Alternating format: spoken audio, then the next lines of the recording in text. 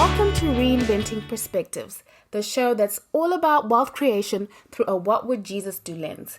If you're an entrepreneur and you love Jesus, then this is the place for you. We are going to be looking at eternal principles to inspire us to the next level where we create wealth and make an impact. Are you ready for the power of a kingdom perspective? Let's get to it. Thank you for listening in, and a bigger thank you for joining in on our data-driven challenge. This episode came out of our Shrewd Manager episode, so if you missed it, please do check it out.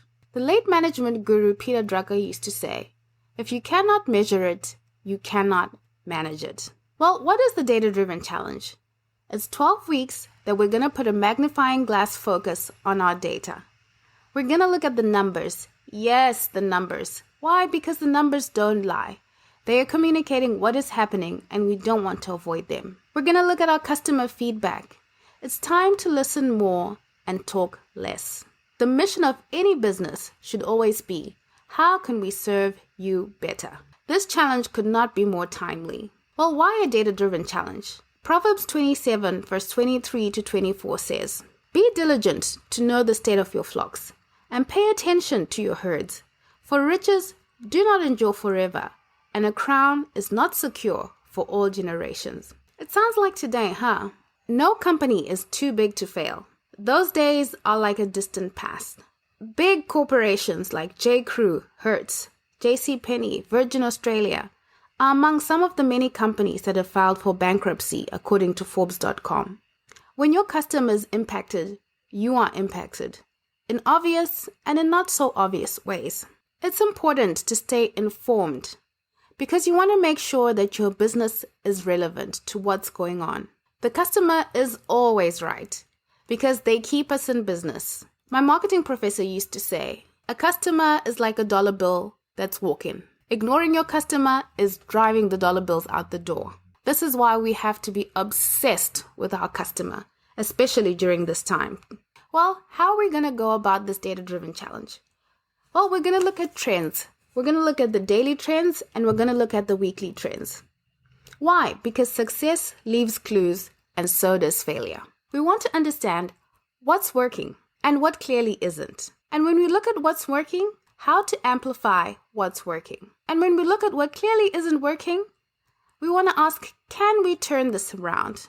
What's the plan? Can we execute it? And then let's review that plan again. If we cannot turn it around, I think it's time we axed it. We should have called this challenge the decision-driven challenge because it's the beginning point of a process. We want to take swift actions that put us in a better position, but we want to make sure that those decisions are informed decisions that are helping us to take action. Proverbs 15 verse 22 says, plans fail without good advice, but they succeed when there are many advisors. The whole purpose of this challenge is to get us really thinking about how we can not only spread more joy to our customers, but how we can make our customer ecstatic. It's not enough to satisfy our customer during these times. We have to make sure that our customer is over the top happy with our service. The information from this challenge should help us ask, is it time to think outside the box? Or is it time to pivot completely, rebuild, make something that's more lean that can survive? I don't know the answers to that question, but our data will definitely point us in the right direction. It's hard to think outside the box when you've been in the box for a long time. But the good thing is, a lot of times your customer is telling you exactly what they want. It's just taking the time to listen and sometimes to ask again and listen again. Back to our process. We want to ask, what do the numbers say? They're telling us a story.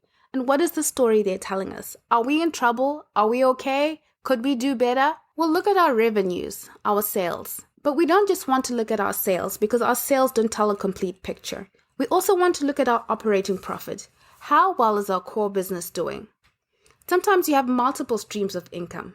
And we want to look at how are those streams of income doing. Should we double down on a few that are bringing in more during this time? Or should we let some go that are taking up too much time and bringing in too little? This is not the time to be married to ideas of how we plan things to be and how we hope things to be. Because when we look at the facts and what's working, it's going to save us a lot of time and it's going to save us a lot of money. We want to look at our net income, our profit and our loss. How are we doing there? We don't want to make up excuses. We want to look at exactly the numbers. What is really going on? Besides looking at our financials, we also want to look at our analytics on our website and our social media, and compare them to the previous periods. How are subscribers looking? How many views are we getting? How is our customer engagement going? What's going on? Every week, we want to take an action from what the data is telling us. 2, do 3 things differently every week to improve your business. Go through your marketing mix again. Look at your product. Look at your price. Look at your promotion.